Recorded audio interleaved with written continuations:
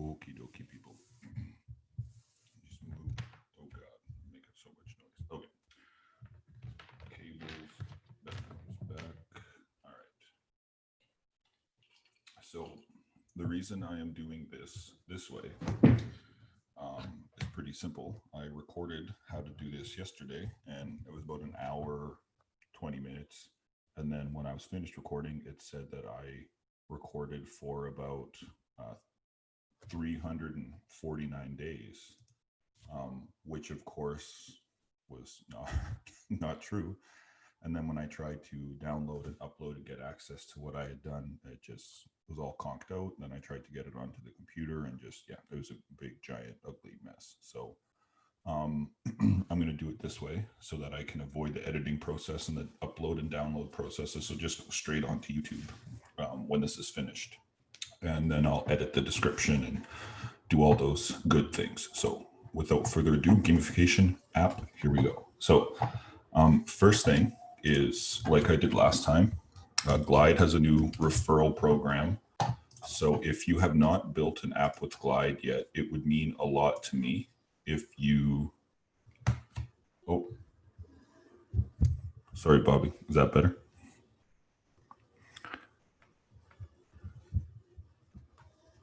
I'll just give it a second. I know there's a time delay here. Let me know if that's better.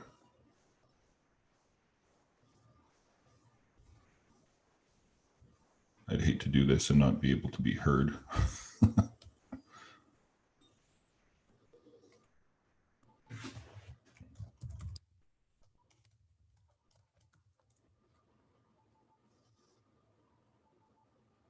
Okay, perfect.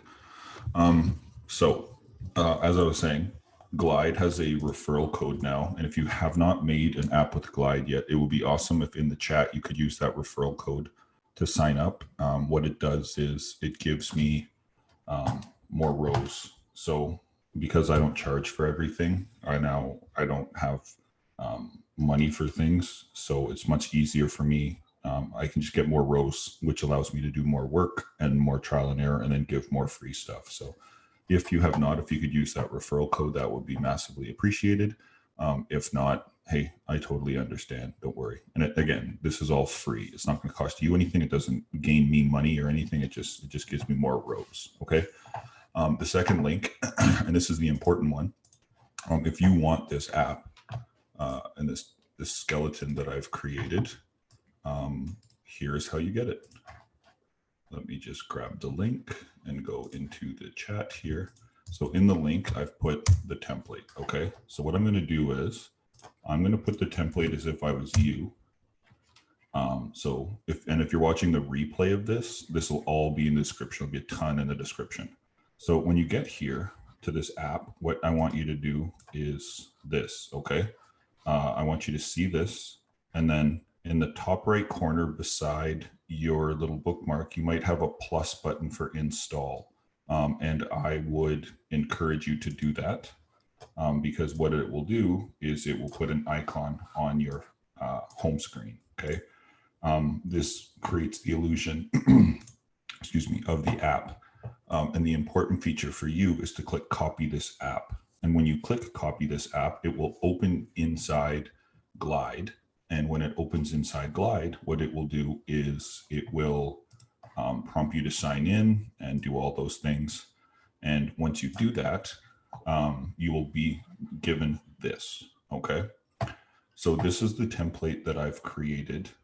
And feel free to ask questions as it comes along.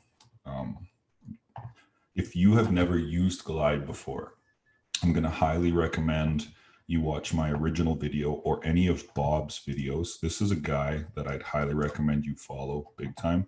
He's amazing. He does so much in terms of giving to teachers in the community. And right on his pinned tweet, he has created a 5-part tutorial about building your own gamification app from scratch. Okay. For me, I'm giving you the template so you don't have to do it from scratch. But if you don't know Glide very well, what that's going to create is an issue of what's going on. Okay. So I'll do like a little 101 at the beginning, but then from there, it's going to be up to you guys to kind of understand how Glide works, to understand some of the more deeper mechanics, because the revamp of my app is a reflection of all of the new things that Glide has released in the past year, because it's been just about a year since I released my first video. So if you're new, here's the little Gamification 101 or Glide 101, I should say. On the left-hand side, you have your options. You have layout. Layout is where you determine how things look, how they go, how they place, order, all those different kinds of things. Tabs are the tabs at the bottom, and then a new feature to Glide compared to my original video was this little menu up here, which gives you kind of two different menus. So I put my more important pertinent things at the bottom and that here. And this is all done through drag and drop. So you just drag tabs is the bottom, menu is the left, and then you can create tabs and hide them and bring them in when you want, which is kind of a neat thing. If you want to, like, you know, only on Halloween, you want to have a specific tab or whatever, you can just manage it with that. To add anything, you'll notice in components or layout, and then here you're going to have a plus. When you click plus to add a tab, you pick a tab, you search for an icon, and then you pick a sheet that it's going to read from. Okay. And I'll delete because I don't want a new tab. So that's how you organize these. And you don't even have to put names. You can just have it by icons. I like to have names. So again, totally your preference. And then you have the data tab. This is one of the big things that's going to be new as I go through this video, because the data tab is not anything that I really referenced in the last video at all. And it is now because of this button here, add column, where I now understand a lot more of these features, and they've added a ton of new ones that allow Glide to do a lot of the calculations we relied on in Google Sheets to make, but they can now do them in Glide, which makes things happen way quicker, and there's way less lag, if at all, in it. Okay. Let me go back. Then you have the preview as. So a really good way to troubleshoot your app for visibility and things, which I'll be showing you in a moment, is when you go preview as, you'll watch this app is customized to me. When I take my name away, you're going to notice that things change. So if you set features for people to see or not see based on who they are, you can test them by just changing the preview as. You have your settings. Settings is where you change your logo, your app color, the way it looks, the font style that you'd like. General is where you put everything. If you want your app to be a template, meaning if somebody is looking at your app, they can make a copy of it. That is this one that we are looking at right now, the templated version. And then how people sign in. It is super, super important that you guys understand that to use your app in the way that I'm going to be showing it to you, that you have to have public with email. Okay. If you don't use public with email, your app is not going to work right away with any of the way that I show this, because the email address is what's going to allow certain things to be tracked, certain things to be seen or hidden based on who you are and your email. So it is really, really important that we have sign in with email, okay, or public with email. Without further ado, then you have this refresh, which of course, if you make some changes and you want the reload to happen right away, you can click that. And then if you click on this pencil, you'll get edit sheet. So we are going to be learning what we're touching and not touching in this and in this data tab. Okay. So I am going to, first of all, show you how we onboard on this app. Okay.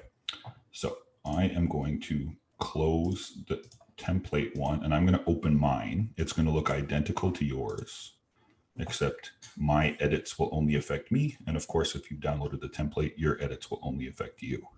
So there it is. So first thing is onboarding. So in Glide, it reads these tabs at the bottom of your screen.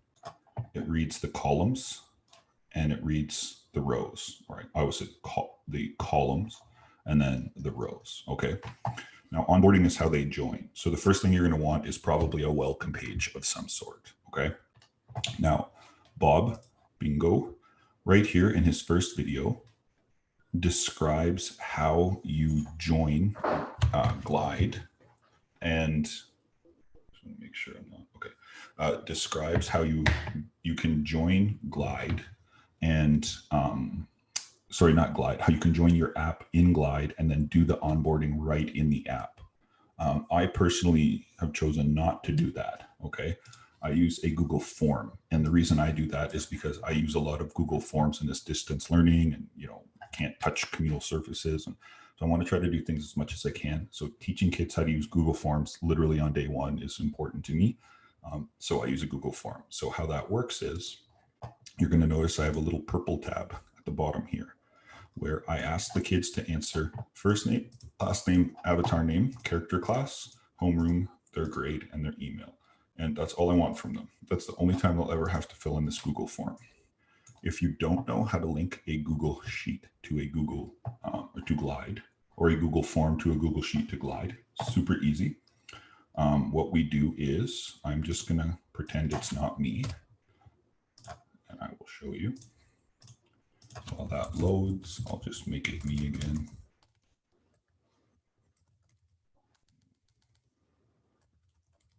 There we go. So you go into Google Forms, and I guess I probably should have done that instead. My bad, people. Let's get in there real quick. Okay. So I made this little dummy onboarding one. So you're going to create a Google form. You're going to put your description, your pictures, your logos, everything that you want that makes sense to you, every question that you want the kids to answer. And a good point is to put required, because you don't want kids to skip things that are important. So like names, character classes, email has to be mandatory, because no email is going to have no app functionality. Okay. So we got all this. Then when you're happy with how this looks, under responses, you're going to see this little Google Sheet icon. You're going to click that. And because you're using my template, at least I'm assuming, you can either create one if you're not using my template, or you're going to go select an existing spreadsheet, and it's going to load your spreadsheets, and you're going to find the template one that you want to use. Okay. I'm not going to do that. When you do it, Sheets or Forms will open a tab inside Sheets. You can rename it by just double clicking it. And then it's going to, every heading that you create as a question, so first name, last name, avatar, you notice those were all the ones that I had in my form, pop up right there. Okay. Now, that's how you get kids to use a Google form to sign in to your app. Now, you're going to notice, if you've been kind of peeking around, at the bottom under player data, I called it raw, and beside it, I called it player profiles. And then the idea here is, what the heck did you do that for? Why do you need two tabs for player profiles? Because I learned something the hard way. I wrote a whole bunch of code and variation and all kinds of different things. And then I did a couple test names. And when Google Forms submits, it doesn't stop here with the last question. It continues all the way down the row. So if you have formulas, calculations, data, images, anything in these cells, Forms wipes it out, which meant that every time a new person signed in, I had to redrag. And this made maintaining the app super annoying, because I was like, oh, shoot, did I do this? Why is this person not in the app? Where's their graphic, blah, blah, blah. And that was super annoying. So I found this little trick online where I created a new tab, and I told that tab, only take this information from the player sheet. Okay. So to do that, I made a new tab and I called it player profiles. And this is the one that I want Glide to read. I'm never going to touch this one. Okay. And you put a function inside that says equal query. Okay. And it's equal query. Then you put brackets, because if you're, everything is done with brackets. And inside there, I wish I knew how to do a zoom in so you could see it a little clearer. Inside there, and I'll kind of show you right here, I guess. You can go equal query, put a bracket, and then you're going to say it needs the data and headers and stuff. So with the bracket, you click the sheet that you want, and you will see I can then click the data that I want. So let's say I wanted this, hold shift to this. It's automatically in orange going to tell you that you're pulling the information. I'll just delete that because I don't want to break my own app. So I got, which of course I did. So let me see where I broke it. A14. There's a formula here we don't want. Okay, so that means it's going to take everything in the query range, which for me was B1 to H101. So B1, because I don't care about timestamp for their profile. So B1 to H, and then all the way down to cell 101. And of course, if you had more students or less students, you can change where it's pulling that data from. So that's how you use a Google form to have kids onboard onto your app. And once they're onboarded onto the app, how you pull the information into the sheet that you want Glide to use. For those of you that are here, could I get a little like still with me or something in the chat? Because I know that if this is something you're not used to, this will be overwhelming. And this took me a while personally to understand a lot of this stuff over the last year. So it is totally fine if you're like for a couple moments here.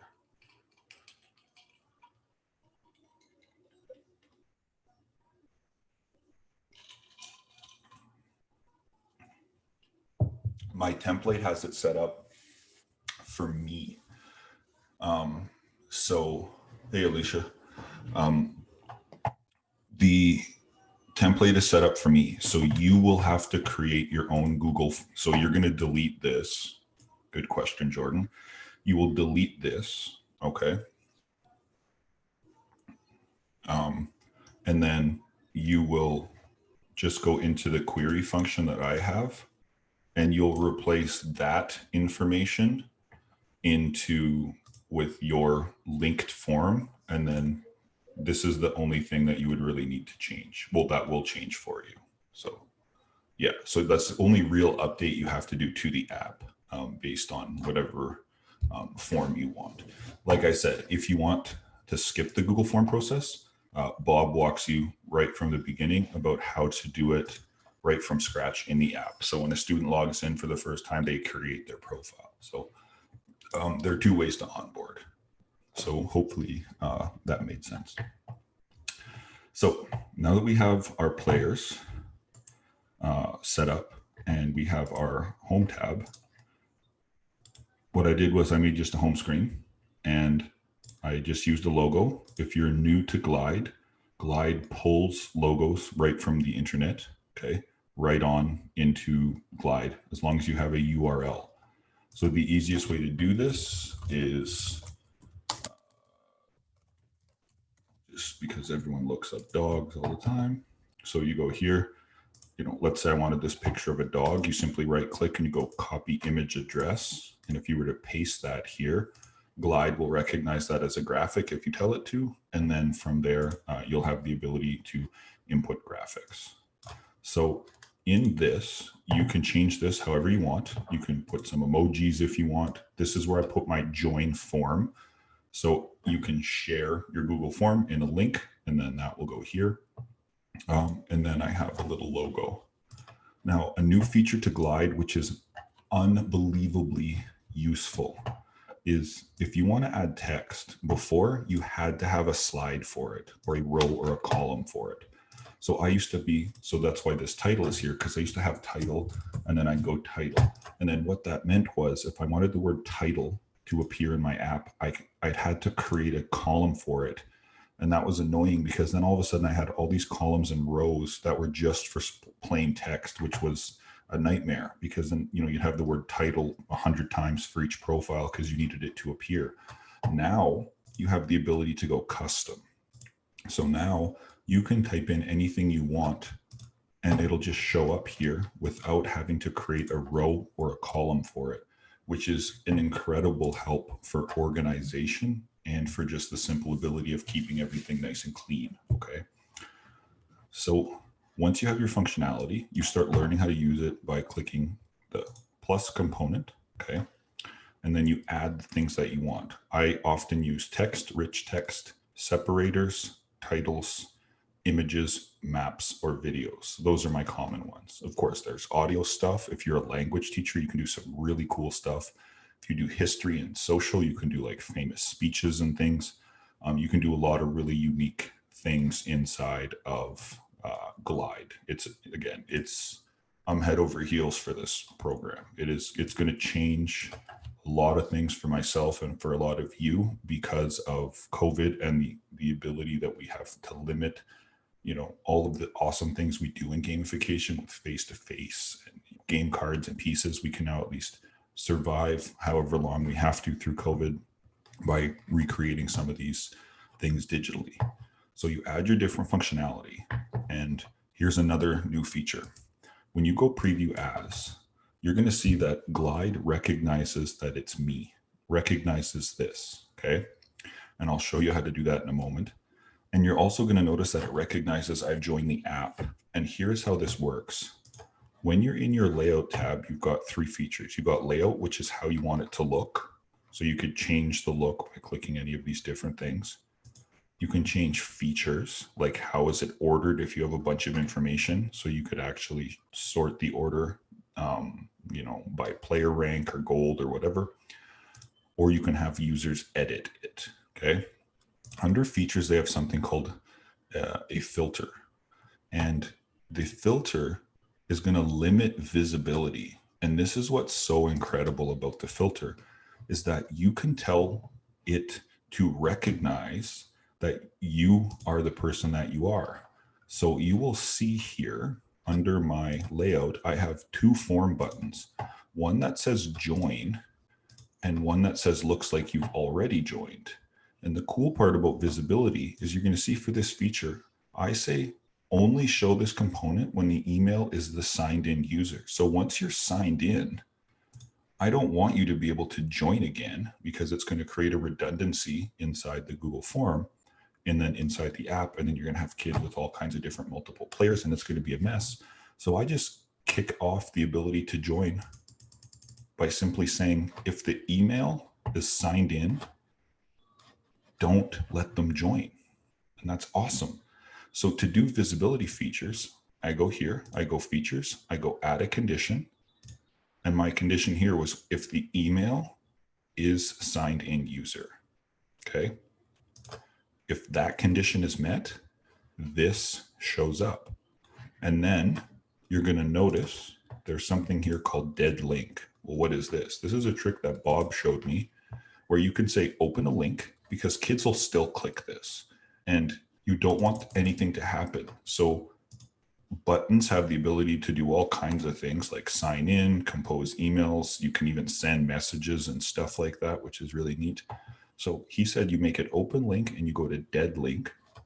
And when there's a pound sign or a hashtag, as people know it now, under dead link, when you say use that, it acts as a dead link. And no matter how many times I click it, nothing happens, okay? And then you can change the visibility. Bob likes to do things where he changes it to look faded if you can't click it and filled if you can. Just for my own aesthetics, I keep them all looking the same. But those are the different features that you can use here, okay?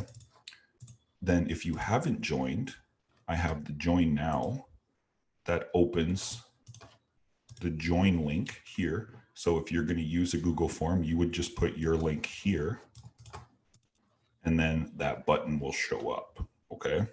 And that when the email, the visibility condition is when it is not a signed in user. So watch, I'm not signed in and it says, hey, welcome, who are you? So this is really neat, the visibility function, because we're going to use this repeatedly inside the app.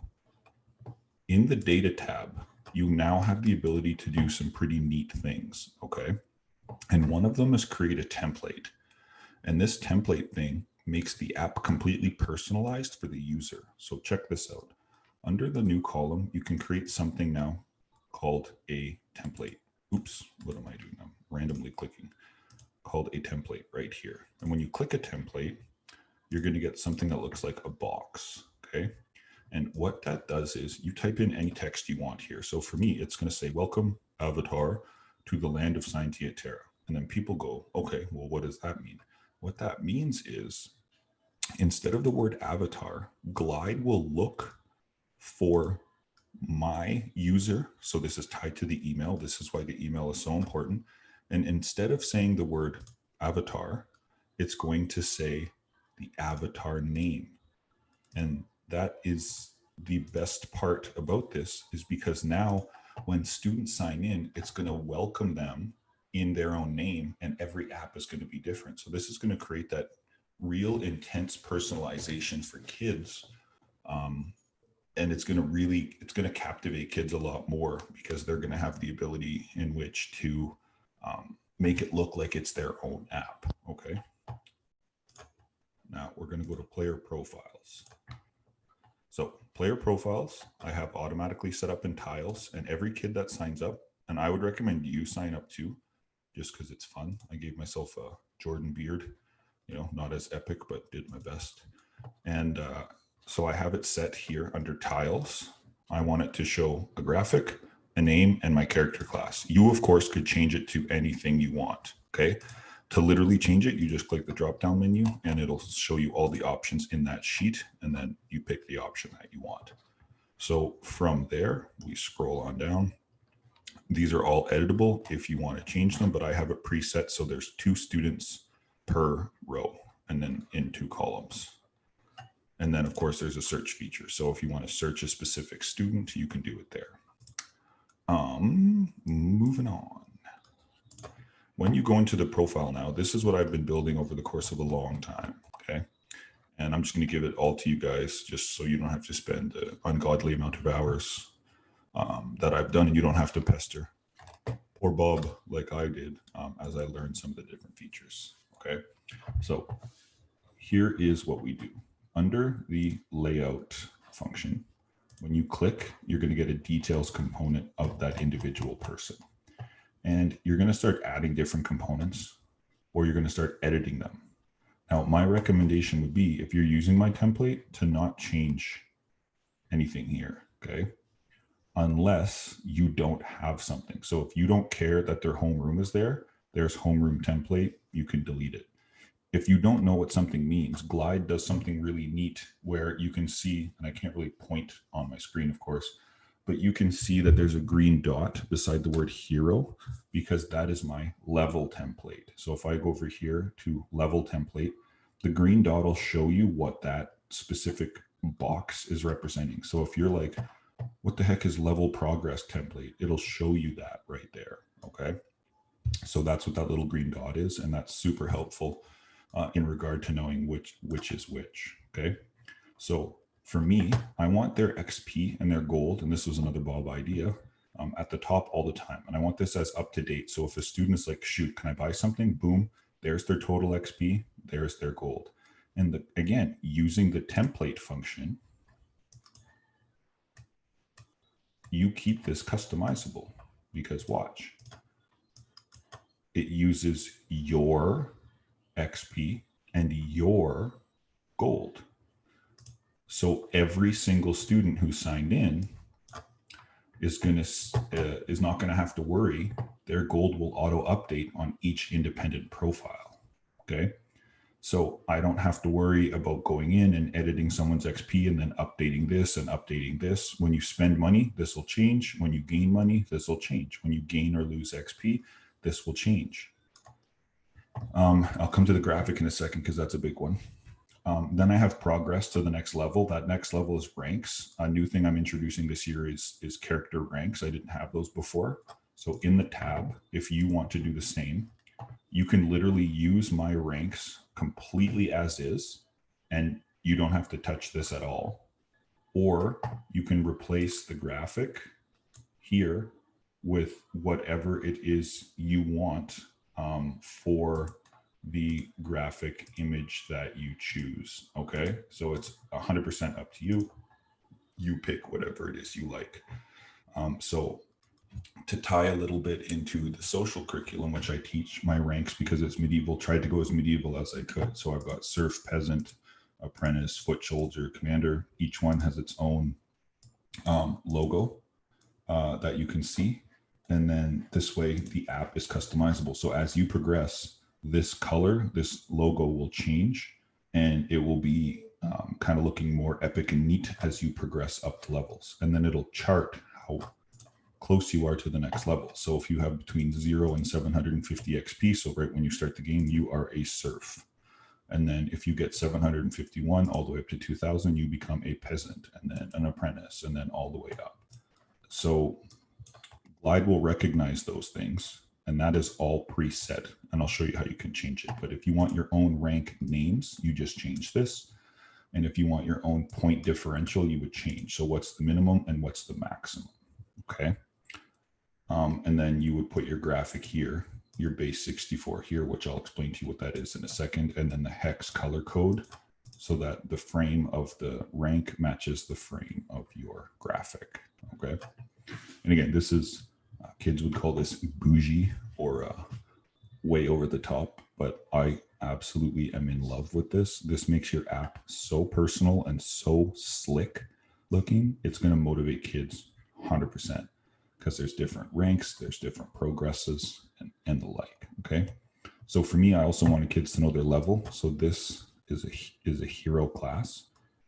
For me, character class, kids can't pick a king. So for you, you can go into the player data and you can change your character class to, like, game master, teacher, whatever you want to call yourself, your current health and your homeroom.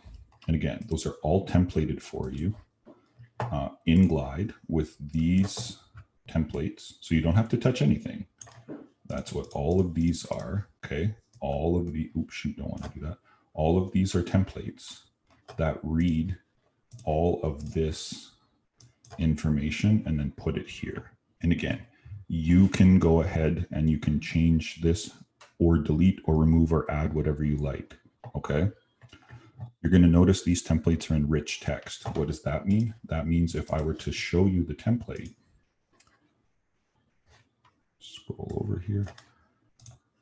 Rich text means it recognizes HTML. So this is saying, put this in header style too, text align it to the left. Okay. And then here we have just a little tiny XP, and then this PX instead of PX, pull that rows, total Glide overall calculated XP, or the total XP of the player. And then here, instead of DLog, which is just gold spelled backwards, I put their total gold. And then when you put that template in with rich text, it reads, put this on the left so it looks like this, put this on the right so it looks like this. So again, you don't have to do any of this with the template. This is all completely done for you. But of course, you do whatever it is you like, okay? And then you can click this little I button, but I've hidden what that does just for space sake, okay? Hi, Melissa. So that's what that is. Let me try to explain this graphic, okay?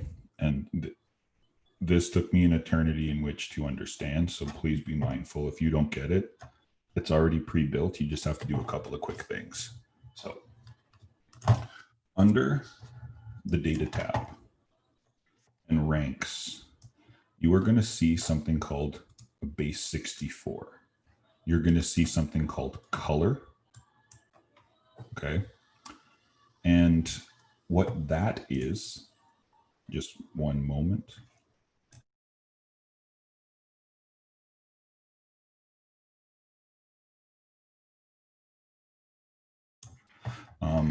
So what that means is that there's a website called Cloudinary.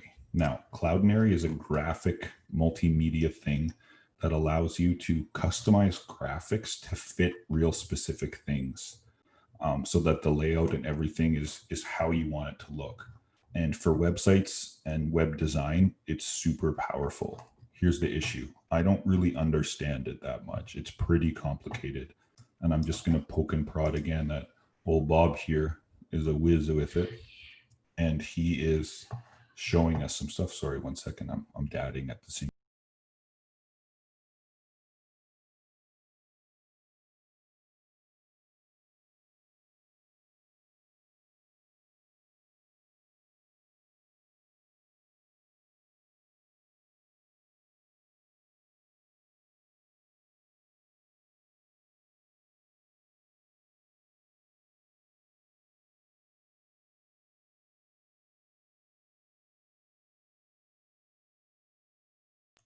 Okay, so I'm bugging Bob to do some tutorials, and I'm looking about how to use Cloudinary, but Bob did all of this work, okay? I'm literally just showing people what he did.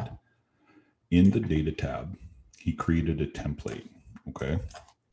And this template, as I've been showing you, is going to be right there, rank with avatar, okay? My recommendation is to not touch this at all. What this is doing is pulling a graphic background, making a border, okay, of white. His background is white, and outline is number 3, so 3 in thickness. And then it's grabbing a border color. It's putting the rank graphic in the bottom left corner, putting a border color around that so it's consistent. And then it ends by putting in your image. Okay. So what does all that mean? Here's what it means. When a student signs up for your app and they click the little hamburger menu, they actually can click here and they upload their own avatar. So whether it's on a phone or a computer, they click here and they upload their own graphic. In the template that I'm giving you, under player profile, that picture is automatically going to populate in this row. I made it pink for picture because I'm so creative. Then what we have to have Glide do is we don't want the web-based image. We want what's called an encoded image.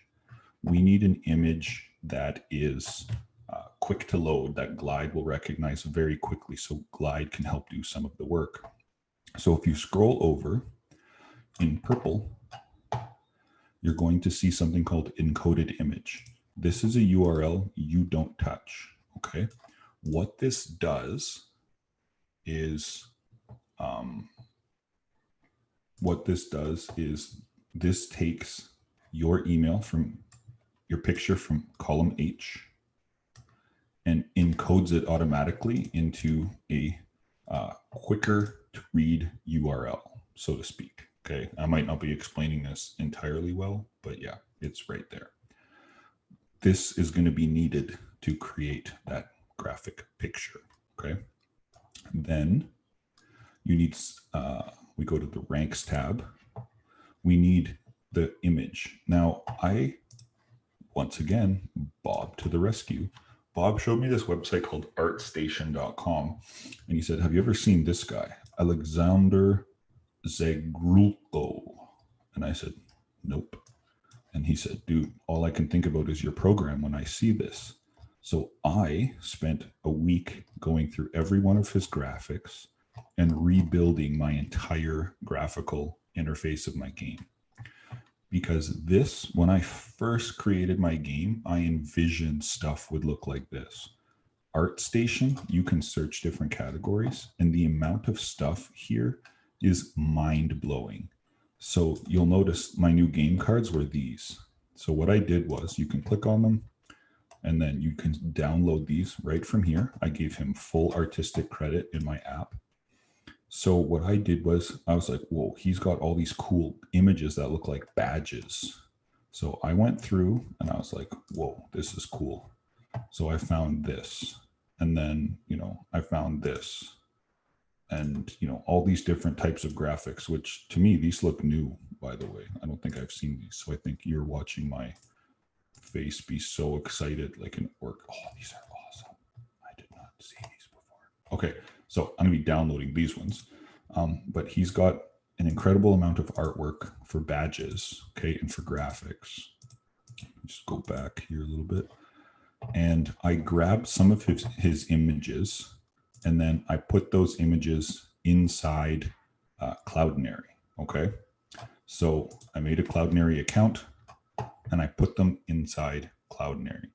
So you will see that once you are logged in to Cloudinary,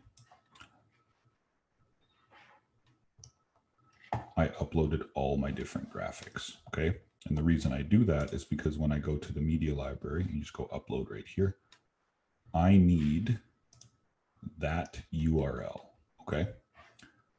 You put your rank graphic image here, And then Bob taught me about something. I'm mentioning Bob a lot. Lots of love for Bob today. And once I punched it in, he said you need what's called a base 64 for Cloudinary to put this together. I said, okay, what the heck's a Cloud 64 or a base 64? He goes, it's a way for a graphic to be recognized through Cloudinary and be processed really quickly. Okay. So what you do is once you're in Cloudinary and you copy your URL, you go to this website, which I'll put in the description of the video after, and you paste the URL of your graphic and you click encode, and it's going to give you this thing. And that weird looking thing is super important because you just paste that right here. Okay. Now, you don't have to do this one at a time. You can actually copy all of them. Check this out. Like this, paste, and encode all of them, and then copy all of that and paste it right here. This is what's going to form a quick reference graphic to this, okay? And then you don't have to do this at all. I know this is a bit overwhelming, so don't worry. You can just literally use all of my graphic work if you want, it's fine. And Bob's template that he created. So what you can do is both him and I are sticklers for detail, which makes us such a fun group of people to work with. You have a different color around the border, and we wanted it to match the primary color of the logo so it was consistent, okay? So what he did is he's like, Cloudinary does all this for you. It essentially takes all the graphics and mushes them together based on the parameters that you have. So he goes, you use a hex color picker, which I'll put a link in. So all you do is you put a URL to an image. That might not work. I might need a web-based one. Oh, what do you know it did? No, it didn't. Okay. So I'll just grab the dog one, copy image address. I didn't think that one would work. So you go here. So you can either upload an image. Actually, I'll upload to show you. So let's say this was a badge I wanted. You're going to see that as I move, it's going to go right down to the individual pixel and give me a color. So if we were to look at this, it tells me the dominant color of this is this gray. So when I click this, I get this code right here. I copy it and I go into my app and I put that here. And you just don't want the pound sign. You're going to notice that inside it has a pound sign in front of it. You don't want the pound sign. You just want the numeric code. So punch that in here. And then now I've got my encoded graphic for Cloudinary, my rank image, and my color. Okay. So then it's already set up for you, but inside the template, what it'll now do, which I think this will make a bit more sense now, it's pulling the background and size and shape that Bob created here. It's putting a layer of color on it. I made the background black. That's what this is here, be black. So you could make this any color you want to reflect your app. If you're using Glide, more than likely it's going to be black or white. So I use black just so that it looks nice and clean. Ignore that little portion there. Then we go and it says we want a little border. So if we look at our graphic, you can see there's a little inner white border. That little border is defined here. So if you want it thicker or thinner, you would change this, and you can even change its color. Totally up to you. You could make this the border color as well. I just want a little contrast of it. Then with the template function, you're telling it grab the border color. So rank border color, if we look, right, ranks border color is right here. So that's that hex code that we just did. And then, oops, then we go here to player profiles. Then we go over here to rank with avatar. What you're going to see here is that it then grabs the border color, grabs the logo or your rank image, your little badge image. Here, you're going to see we have it set for 90 pixels by 90 pixels. You can make the little rank image as big as you want by playing with these numbers. This is the border color. And then all of this information is going on top of your picture that the student uploads. Okay. And that whole thing looks like this. There's your rank image at 90 pixels. You can make it bigger so that it takes up more space. Totally up to you. There's the color that we set. There's the inner color, and there's my face. There we go. So that's how that's achieved. So to make that work for you, all you have to do is under the ranks tab, change these names if you want, change these logos if you want, get the base 64 like I just showed you, and get the hex color, and you don't have to change anything else. Glide is the template you're getting is all preset. So if you just for the past 10 minutes were like, shut up, I don't know what the hell you're talking about. All you have to do is, oh, thanks, Sean. Happy to help. That makes me smile. Yay. When I look at it here, you just make these custom to your game, the base 64 of this graphic, and then the hex color, and then Glide will do the rest with Cloudinary to create this graphic image for you right here. So that is that.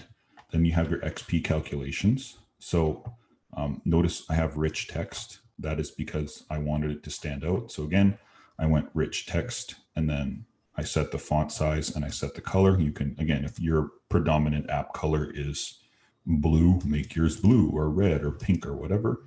You can center it left, whatever. These are all things that are customizable for you to do. Again, 100% balls in your court. You make it how you want, and you can create the category name to whatever it is you want.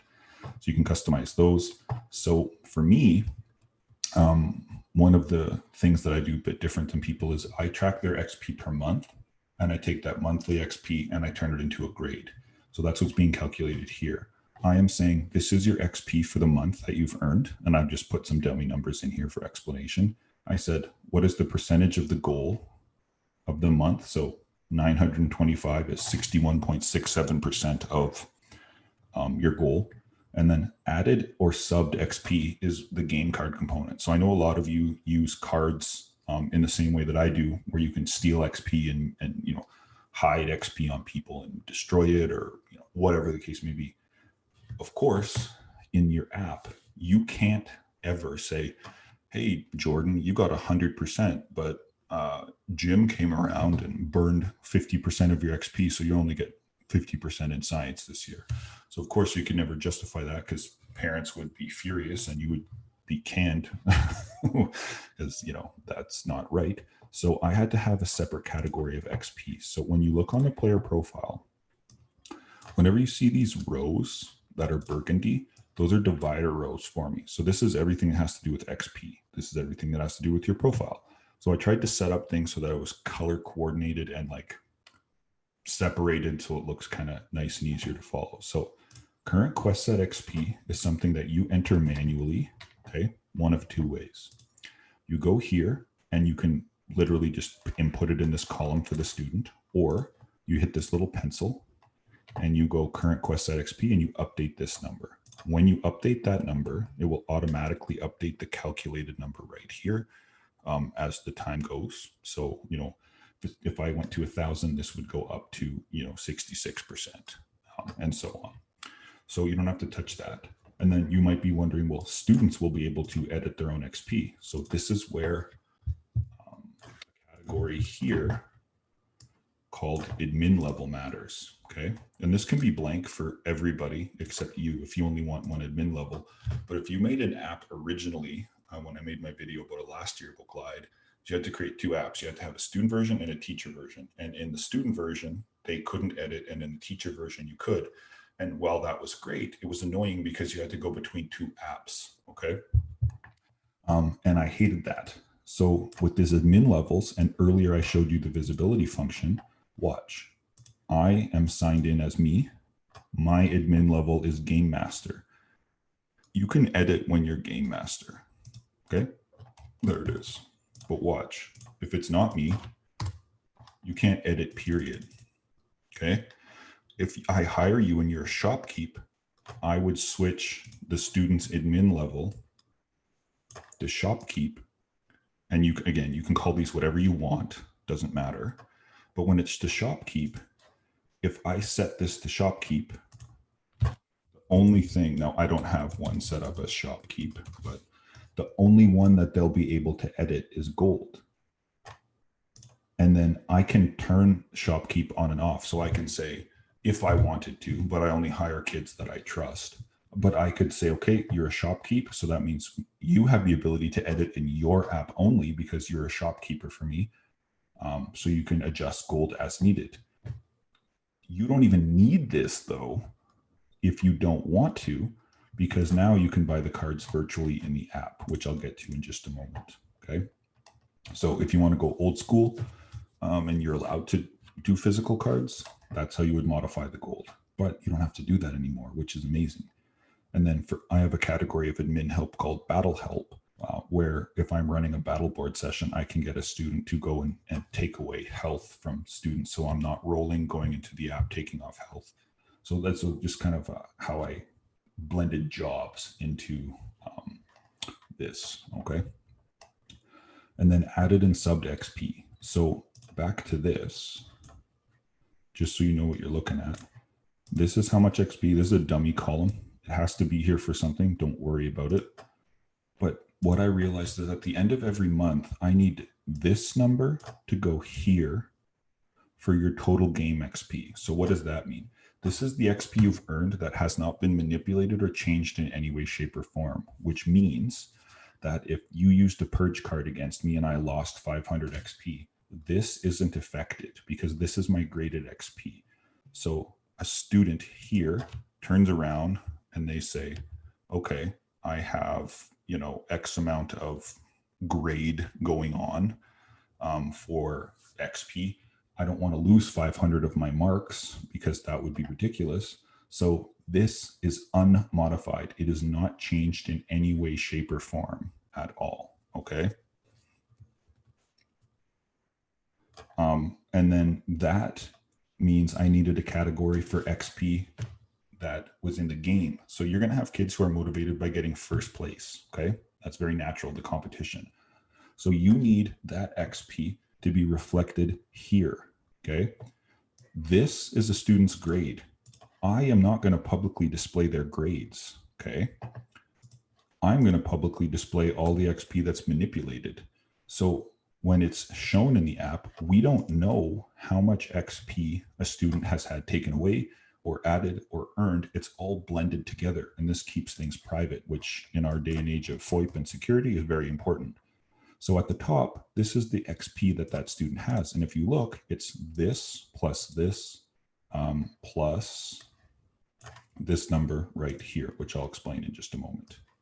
So it's how much XP they've earned in the month, how much XP they've earned overall, and then how much XP they've been given. Okay. Now, that being said, check this out.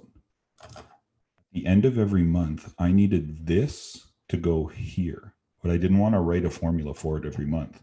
So I went out into the vast array of the internet and I was given the name of a guy and he helped me create this little applet. So in yours, if you do a monthly XP, at the end of the month, to get this number to go here, you simply go add-ons, Scientia app, reset monthly totals, and this will add to this.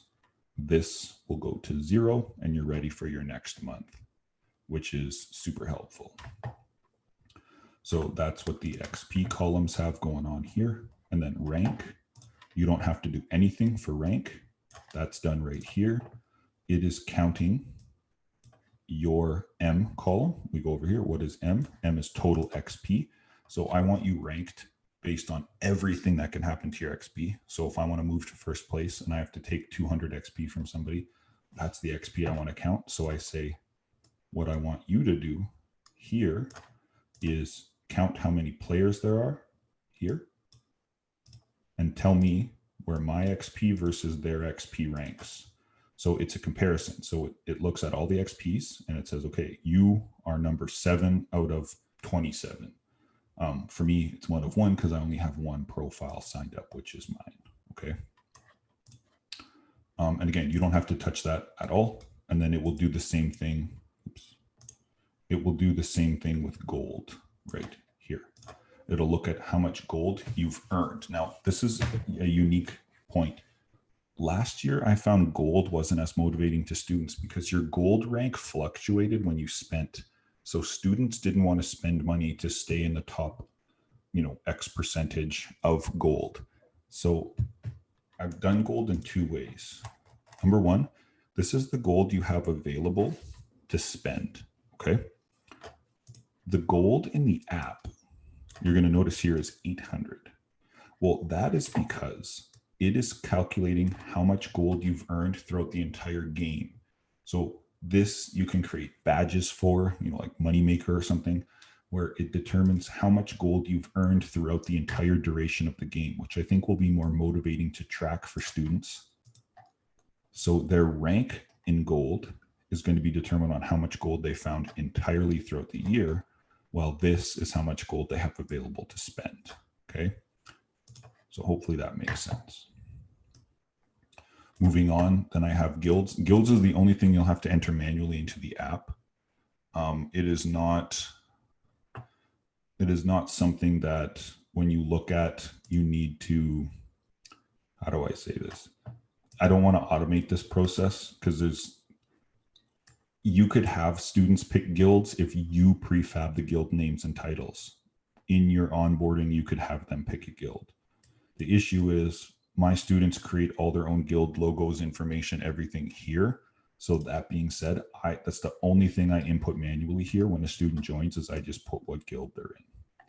Custom notes is here. Students have the ability to edit a little, I haven't added it yet, but they can edit a little custom note.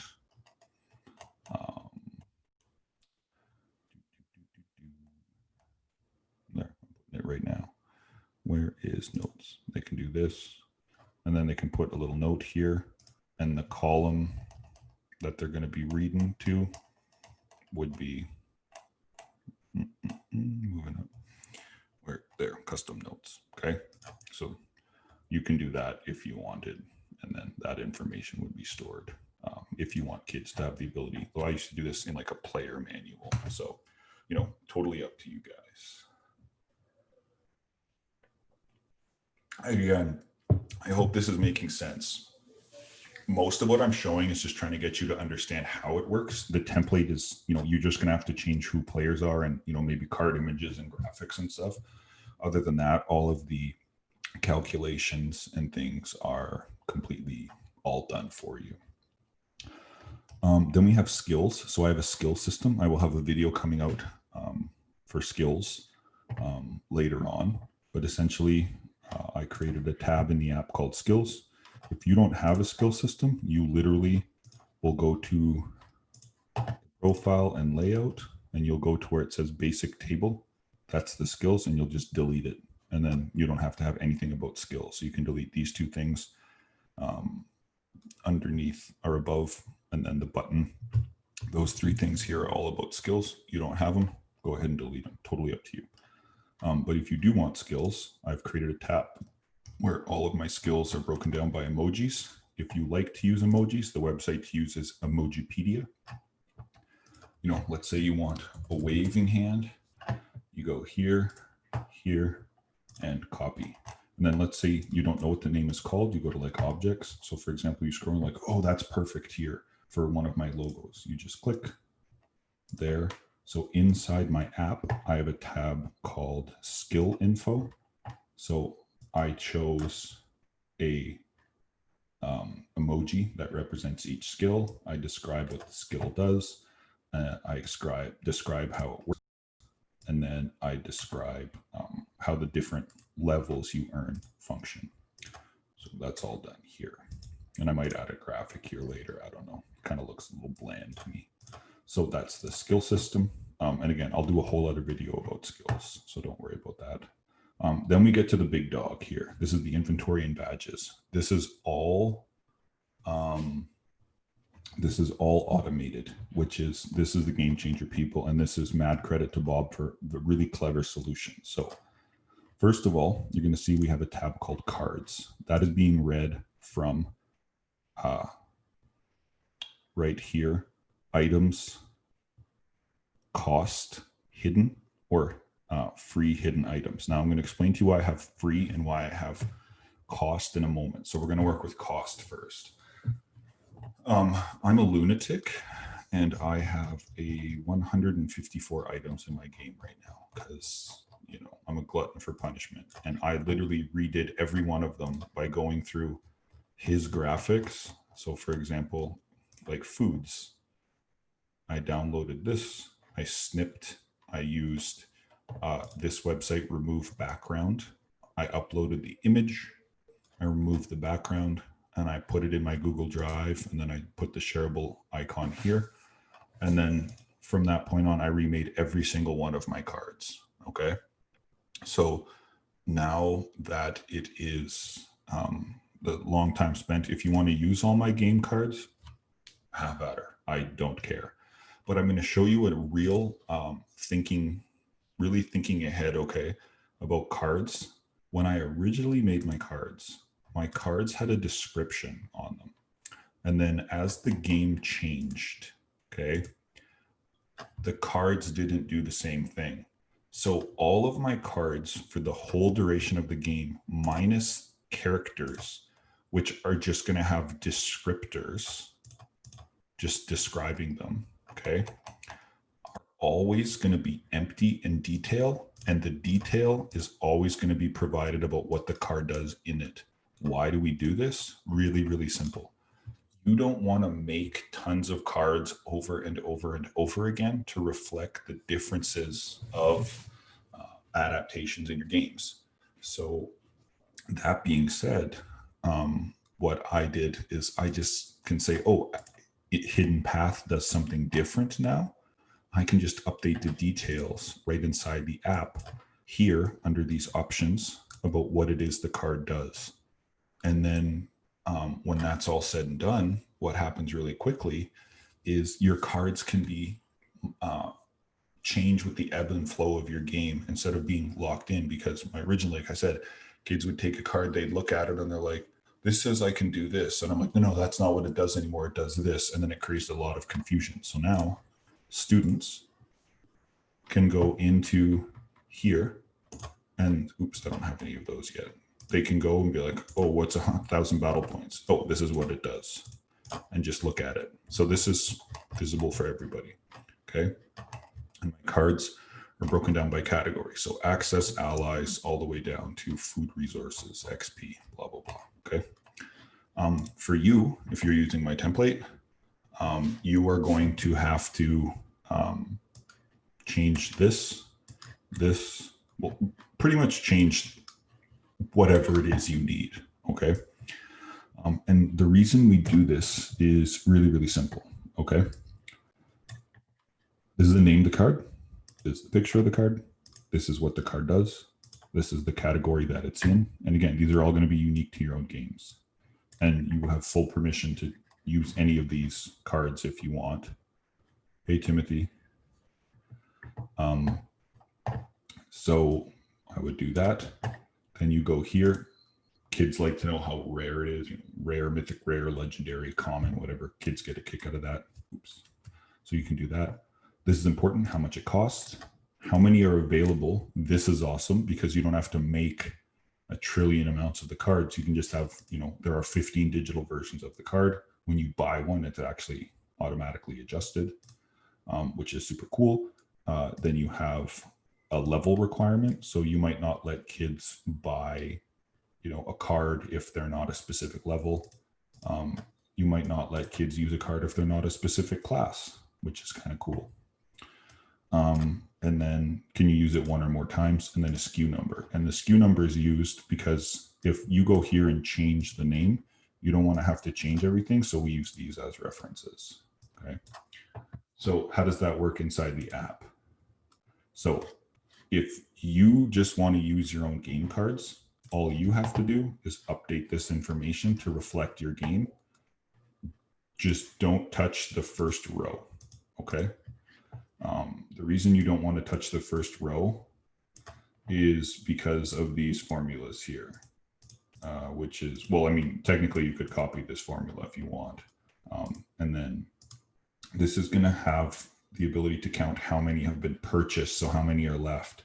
So if I bought this card, this will automatically drop to 149. Yeah, no, Sean, I hear you for sure. These digital cards are going to be a massive game changer for me. I'm a big proponent of face-to-face and hands-on, but with the time that we're in, this solution I might actually shift to in the future, and I might just make some copies of the cards just for show in the classroom. But this has been a humongous game changer for me for sure. This is phenomenal, and huge credit to this guy's graphics. And again, if you want, you have full permission, of course, to use any of the cards that I've created. Yeah, 100%, totally agree. Where was I at? Okay, so here's how you buy cards, okay? And this is a bit tricky at first, but it's actually so clever what Bob figured out. So we're going to go to rank calculations. Okay, so we did all that. We did skills, so inventory. So here's the first thing that he did, which is really, really smart, is under he created a tab called player purchases, okay? And in player purchases, you're going to see some categories. So here are what the categories mean. Email, which is again important because it's going to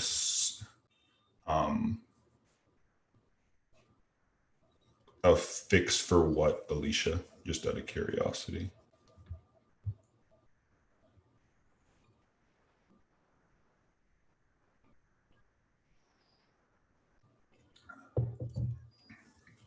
So how it works is email, which is important because it ties to your profile, player name, which I'll show you why that's there, SKU number if you want to pull it, the item, the cost, the picture, have you used it or not, what the description is, and then this is the really, really smart part.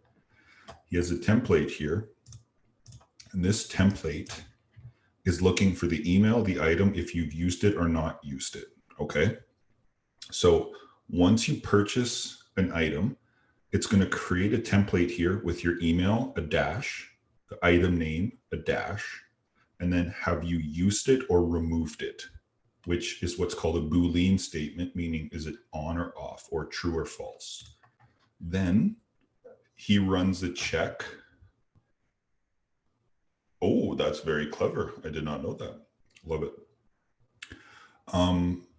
So in inventory, he says this is an if then else. So if you're new to coding, that means if this occurs, do this. If not, do this.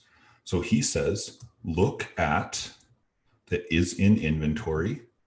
Does it contain the word true? If it contains the word true, leave it alone. If it doesn't, then it should be indicated as false. So what this means is he looks and he says, do we have a card? Yep, we have Apple. And it's false right now because it has not been dropped. Watch, if I were to click this, that means I've used the Apple. Notice this goes to true. And because this is true, that means that it's false. It's not in my inventory anymore. Okay. So then you pull up a relation, and a relation in Glide means looking for that item or a specific thing inside of a different sheet. So it says, look for the item. In this case, the item is Apple, and pull it. When it pulls it, it's going to get the graphic. And then he creates a template called the email of the user and true. So while this looks confusing, watch how it works. Super, super clever. In the inventory for your player, he pulls an item count. So what this means is he looks for your email and the word true, okay? If you remember in the player purchases tab, when you buy, if you own an item, we have right here, true. So that means that it's going to pull this. And when it recognizes this, it's going to go, oh, we found something. So if we scroll over, it says we found something. What did we find? We found these two things. What are those two things? For you, it's just reading the first row. But to Glide, what it's recognizing is these and these are right here are belonging to this email address, okay? So when he does this, shrink all the way across, he says, you currently have 2 items because the criteria we're looking for matches 2 times. So then he says, count that. So he counts how many are here. And in that is a function over here called this one is math, I believe. Let me just, before I lie to you. Yeah, so it's called a roll up. And that means take all of the information, roll it all up into one. And that roll up is looking, where are we at? Here. That roll up is looking for how many appear in this box. So for me, it's 2. Then I said, well, Bob, we have an inventory limit of 9, a baseball card holder. That's kind of what I've been doing for like 6 years. And he goes, easy. So he said, tell it that there's only 9 spaces. So he creates an inventory limit of 9. And it says minus how many items you currently have, 2. So that means you have 7 spots left. If I had another item, that would go from 3, this would go to 6. And then he created a template that just says number means, you know, you have whatever inventory space left. It reads this number. And if we look in the app, that's right here. That's the template. These are the graphics for those cards that you've purchased. If I don't want animal pelt, click this. It's going to switch that value to false. Once it is false, you will notice that there's now only 1 in here. 1, 9 minus 1 is 8. You have 8 inventory slots left. Now, this might not be the greatest explanation in the entire world, and I'm fully aware of that. So if you want, Bob explains that right here in his latest video he released just 18 hours ago, okay? Here, where he explains how to build it totally from scratch. So while you don't have to do that, if you want to have a bit of a better understanding about how it's working, because my explanation wasn't super great, he has it all explained.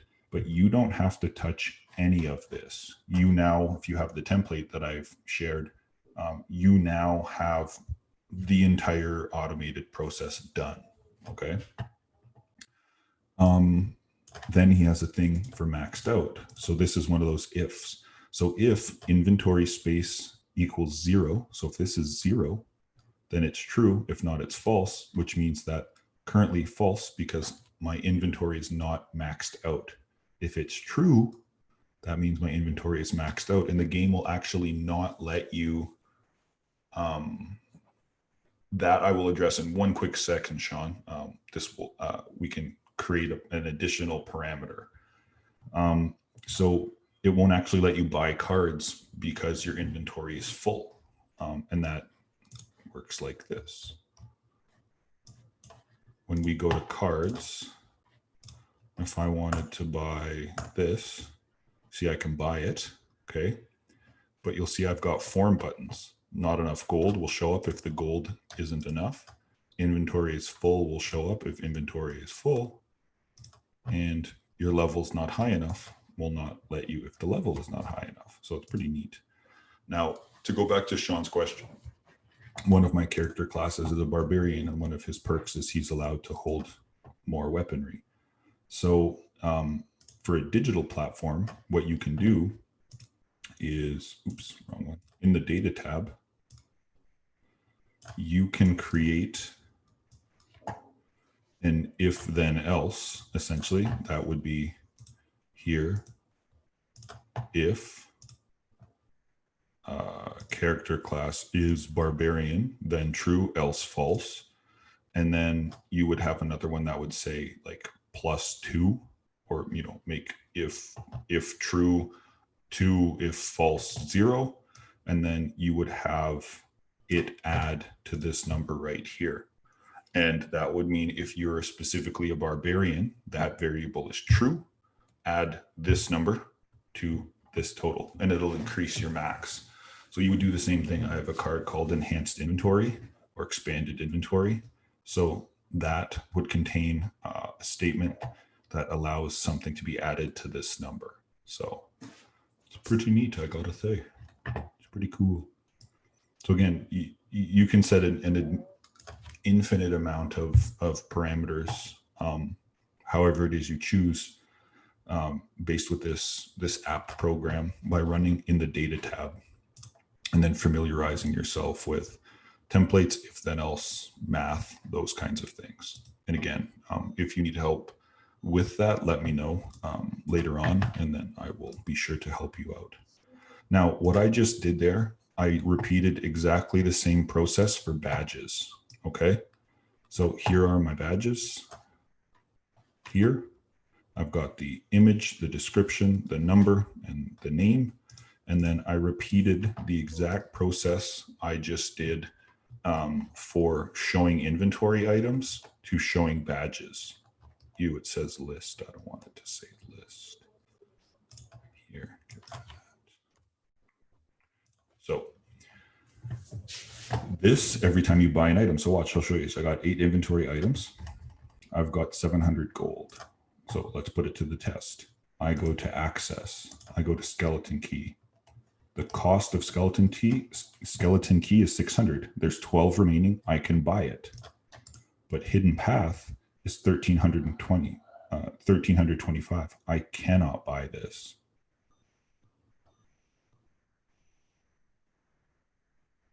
I'll show you in one quick second.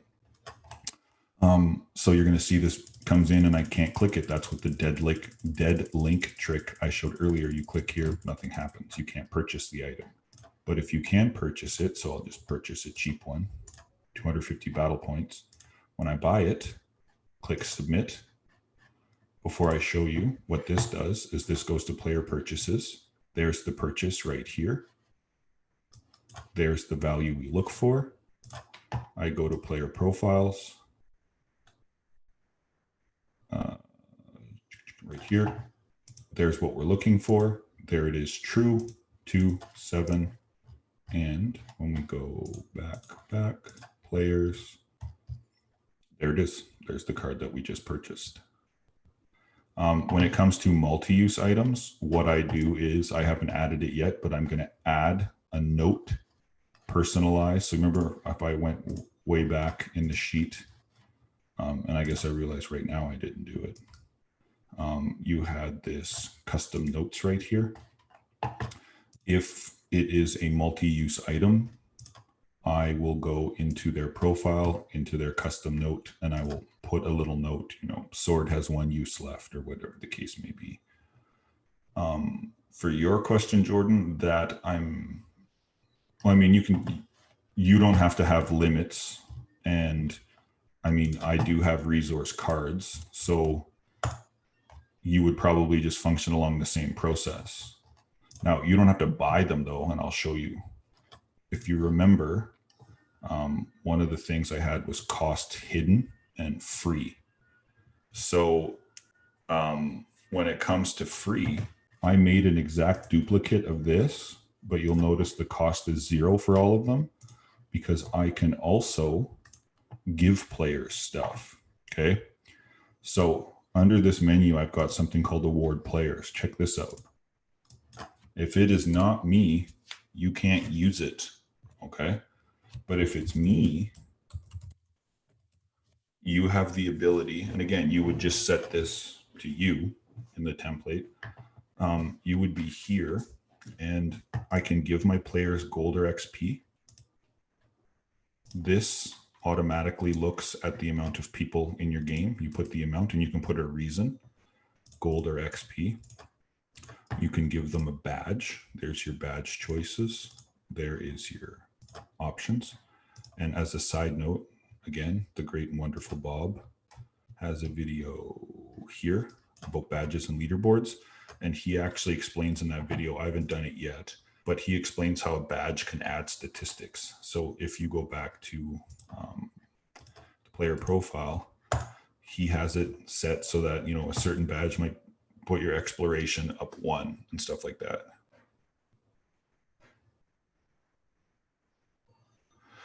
No, so for me, almost every one of my items in the game is a one-off. So if a student comes to battle and they're like, okay, I have a sword, at the end of the battle, if they don't repair it successfully, I click this button and it drops the item and then it's gone. If they repair it, I don't drop the item. So when it comes to one-offs, that's why most of my items are designed that way. Hopefully that makes sense. Hopefully that makes sense there. So again, Bob explains how to do this right from scratch. So if you wanted to build it totally from scratch, you could do that as well, by all means. So that's cards, that's badges. And then, like I mentioned earlier, when it comes, you can actually give players items. But originally, if I gave a player an item, it took gold. And I didn't want that, because if they found a, you know, card in a bag or whatever, I didn't want it so that they couldn't take it.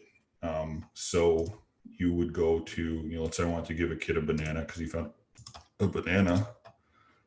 That goes data. That goes to the player's purchase, but is $0. Okay, and because it's $0, that means that the card doesn't affect their gold, and it goes in right here. I'm doing that right now. I like how there's a bit of a delay in the chat to what I said. Yes, Alicia, and that's something I haven't done yet. But if you set those parameters, you can have it so that when you use an item, or you know, when an item is in there, you eat a banana or whatever, it will automatically add to their health. So again, the automatic or automated process is pretty cool when it comes to this. So hopefully, Melissa, that answered your question. That's how I do the free items. Once all your items are organized and ready, you duplicate the column, and the only thing that you do is the new sheet is you call it free and you make the cost 0. And that way, when you award kids stuff, it would turn around and it will not charge them XP. So I'm going to drop this banana. There it goes. And then let's say you accidentally give a student a badge and you're like, oh crap, I didn't mean to do that. You click this and you go back and you drop your badge. And then using that template thing I've been showing, it'll say, hey, your name, you currently have this many badges. Okay, so that's how you do this. There we go. So that's how you give gold, XP, or items, or a badge. With the template, that's the skills, which I've already showed you. Town center is just where I'm going to put important messages. So for me, that's announcements. So you just fill in this stuff as needed. And when they click, it'll break down the details and it'll kind of explain, you know, whatever the case may be. If you don't want tiles, you can create this or whatever. 100% up to you. You can change customizability in any way, shape, or form.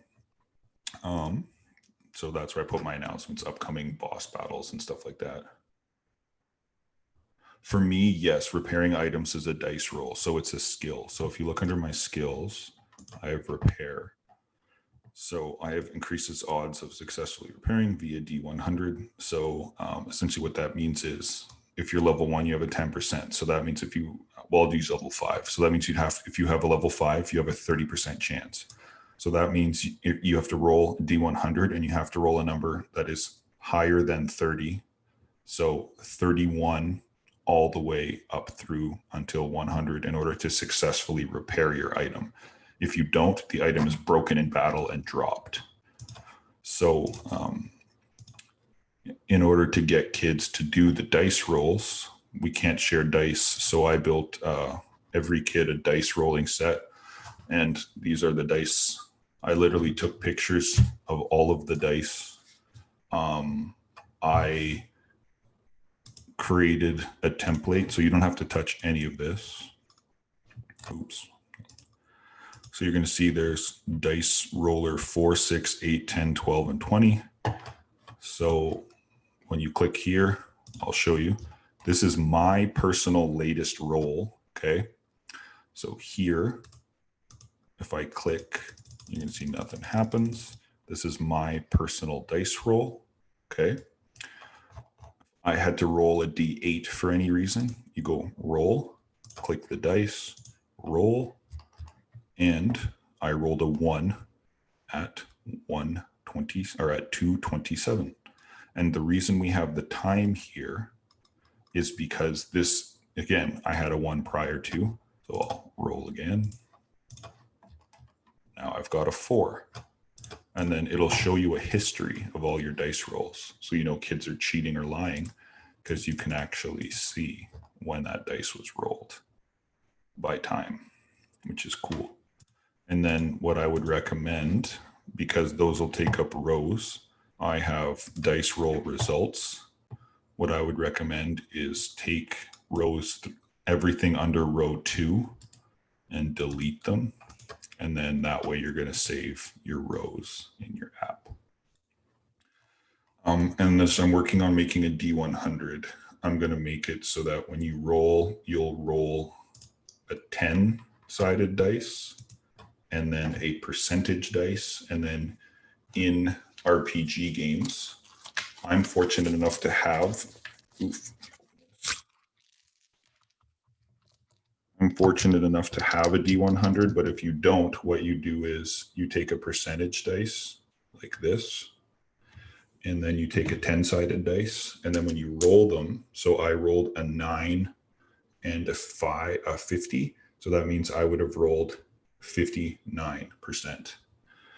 So I'm just trying to figure out how to use Cloudinary, which I'm still new to and learning, so that when you roll, it automatically takes a random D10 and then a random percentage, and it's going to put them side by side on the app, and that'll be the number that you rolled. So hopefully that will be coming soon. I just need to take a break from this because I've been grinding away on this app forever. Then there's a story tab. You can put the story of your game if you have any YouTube links. So for me, that is right here.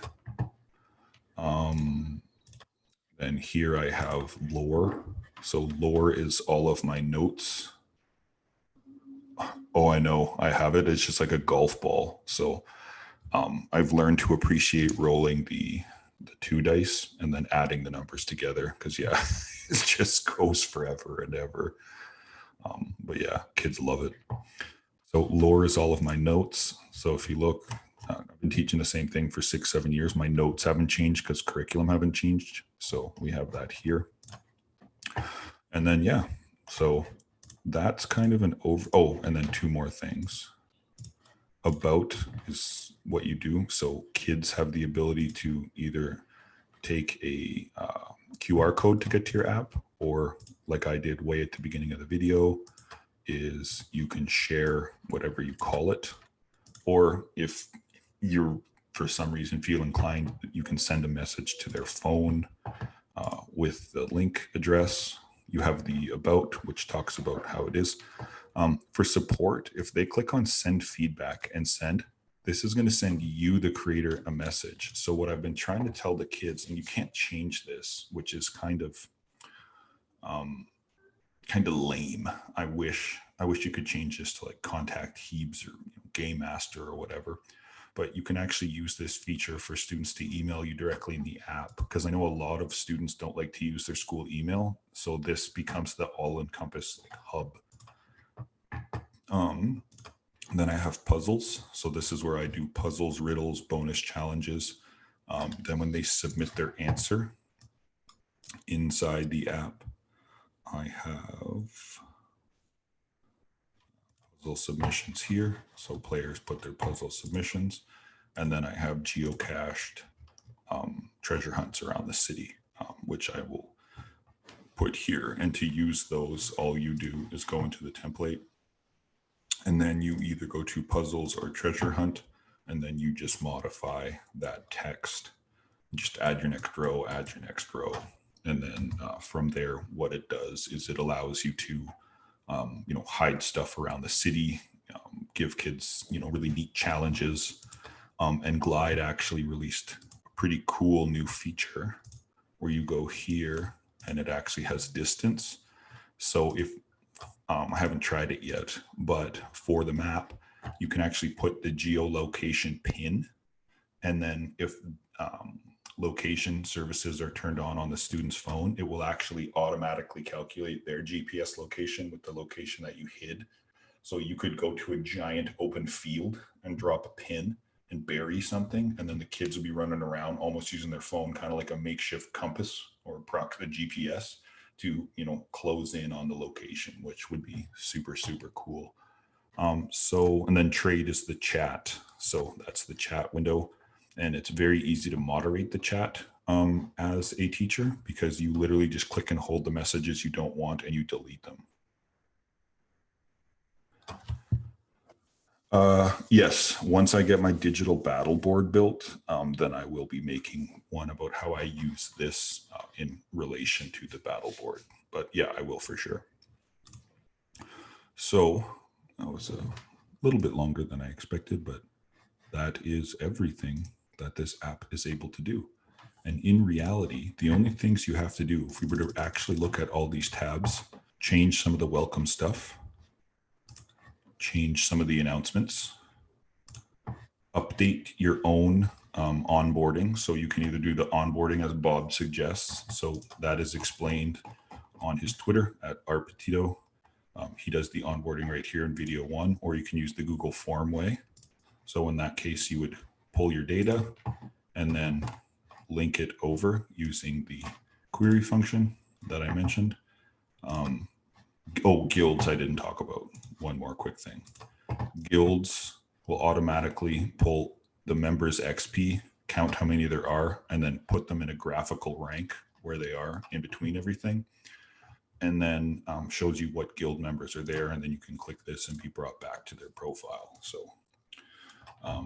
the guilds tab, you would just make sure that whatever this is matches identically with whatever this is, and then this app will template and automatically add everything together for you for each of the guilds. Moving through ranks, again, you can either use my ranks entirely as they are. That is what I'm going to be doing, Melissa. So I am going to be using PowerPoint for myself. You can use Google Slides if you want. And then I'm going to add a hex template over it. And then instead of, this is the trick, don't run the slideshow, run it from the editing point so that when you move characters, they stay there. If you run the slideshow and try to move characters, they're going to have to be prefab movements, or you're going to have to, it just won't work. I guess really in reality, it won't work. So if you, and I'm going to give credit to John Dell here, or Deli, or whatever, however you say his name, he's a good guy. He showed me this website called Roll Advantage and then Token Stamp. So you can get kids to make their own graphic and import it here, and it'll make a little token for the guild. My plan is going to be to take their guild graphic. I will token it myself, and then I will move that character for them when we do virtual boss battles. So I'll be using a zoom like this, where my face is in the top right. It's going to go over like this, like over here in the top. And then, yeah. The students will be here. They'll roll their dice with their app. They'll tell me what their dice is. I'll be able to see it as the game master, so I know that they're not cheating, because I'll have visibility for everything. And then they'll tell me, move here to here. And then when it comes to building maps, you can use this website. I haven't done it yet. This is my next project now that I got the stuff out to you guys for this app. Is Incarnate. Everyone's been talking about this. Or this guy, 2-minute tabletop. And he has amazing resources here that you can use. So whatever, it's kind of your preference. I might use 2-minute tabletop because it relates quite well to my own graphics. But the advantage of using Incarnate is Incarnate has the ability to, why am I blanking? It's been a long day. Has the ability to add different hex grids or grids right over top, which is helpful for sure. But yeah, thank you, Melissa. I do explain how I do it using PowerPoint. So the only difference is I did this in class on my whiteboard, and then I had their tokens on a magnet, and the kids ran up and moved the magnet, because you can't do that in this scenario of digital learning and communal pieces. I'm just going to put their tokens. I'm going to make a little box on the side of the map, have their tokens sitting there, and then I'm just going to physically move them. So I guess in reality,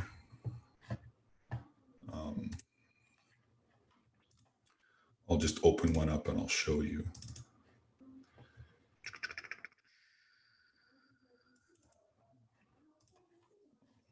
Oh, I can't find my stuff right now. Okay, scratch that. I will do that after.